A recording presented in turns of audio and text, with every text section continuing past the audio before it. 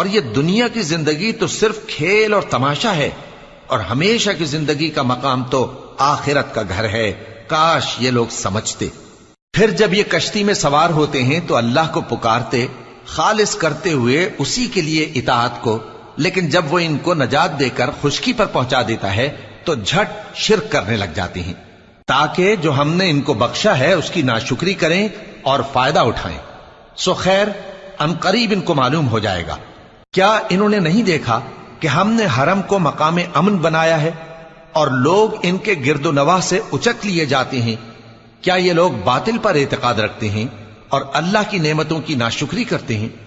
اور اس سے بڑا ظالم کون جو اللہ پر جھوٹ بہتان باندھے، یا جب حق بات اس کے پاس آئے تو اس کی تکذیب کرے؟ کیا کافروں کا ٹھکانہ جہنم میں نہیں ہے؟ اور جن لوگوں نے ہمارے راستے میں محنت کی ہم ان کو ضرور اپنے رستوں پر